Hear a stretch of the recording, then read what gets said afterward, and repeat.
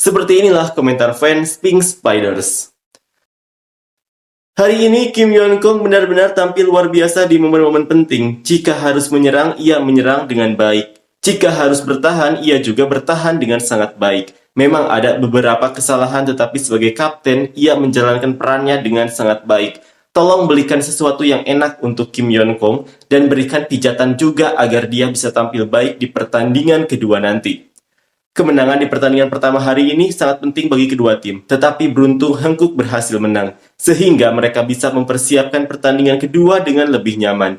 Permainan mereka hari ini benar-benar luar biasa. Terima kasih untuk para pemain Hankook, pelatih dan staf kepelatihan atas kerja kerasnya.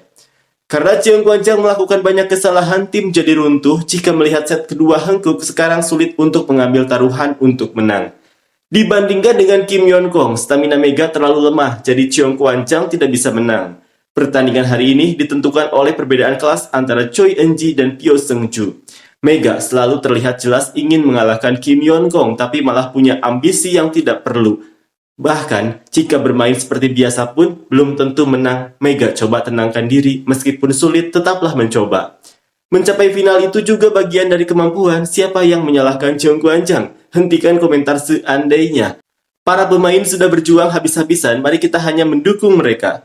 Kalau menerima bola seperti itu, apa pantas disebut pemain profesional dan bermain di final? Kim Yeon Kong adalah pencetak poin tertinggi di tim dengan serangan sukses 61% dan efisiensi penerimaan 38%. Dia juga mencatat jumlah dig terbanyak di tim, benar-benar seperti karakter dalam komik.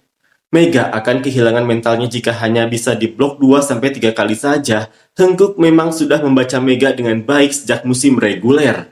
Kim Yeon Kong sepertinya sudah memikirkan dengan baik untuk pensiun karena dia mulai terlihat semakin berat untuk melanjutkan. Di final, tolong pastikan Park Hae-min bermain sebagai libero. Tidak ada alternatif lain, harap ambil keputusan dengan berani, pelatih Ko Hae-jin. Ini perbedaan antara pemilihan utama dan pemilihan biasa. Aku kan sudah bilang siang tadi, meskipun masuk sebagai pemain pengganti, Choi Eun-ji pasti bisa melakukan yang sama seperti Pyo Seung-ju. Siapa yang tidak tahu kalau final itu satu hari istirahat, satu hari pertandingan, itulah sebabnya mereka berusaha keras untuk menyelesaikan musim dengan peringkat pertama. Siapa yang bilang harus jadi peringkat ketiga? Dengan kemampuan seperti itu, Mega akan kesulitan bahkan di klub-klub bawah Eropa, bukan hanya klub-klub papan atas, karena semua klub dasar sudah punya blok tinggi. Mega hanya efektif di tim-tim bawah yang memiliki blok rendah, bahkan di pertandingan fisik dia kesulitan. Mega hanya bisa berfungsi dengan baik di level pekerja, setara dengan pemain asing yang dikecualikan dan hanya cocok untuk liga di Asia Tenggara. Sejak awal musim dimulai, kita semua sudah tahu semuanya, kenapa sekarang baru bicara soal jadwal? Penerimaan bola tolong latih sedikit, latihan lebih banyak, permainan jadi sangat membosankan.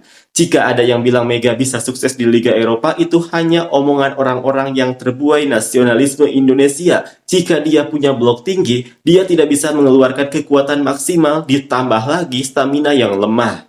Tak ada yang pergi ke Cheong Kwan-chang kan? Jelas-jelas Hankook diprediksi menang dengan shoot out. Sekarang hampir di akhir musim, semua sudah bekerja keras dan berjuang untuk mendukung. Terima kasih banyak.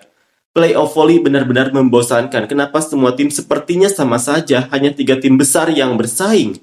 Apa masalah terbesar Ko Hae-jin? Selama ini, ketika tim tertinggal dengan selisih poin yang besar, dia sering mengganti pemain utama dengan cadangan dengan alasan pengaturan stamina. Namun, karena tidak ada pengalaman membalikan keadaan ketika tertinggal, begitu selisih poin besar, para pemain cenderung menyerah. Seharusnya meskipun selisih poin besar, dia harus tetap menjaga agar pemain tetap di lapangan untuk mendapatkan pengalaman.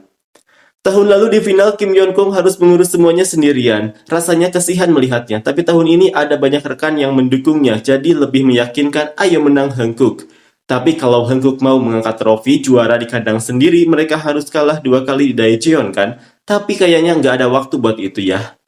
Bahkan Choi Eun-ji sampai diwawancara, hari ini dia memberikan dampak seperti Park Hae-min di pertandingan sebelumnya, meskipun hanya sebentar tetap berkesan. Melakukan selebrasi juara di Daejeon rasanya kurang seru. Tetap saja, setidaknya Cheong Kwan-chang harus menang sekali supaya lebih seru. Tapi saat ini sih, sepertinya kemungkinan itu nggak ada.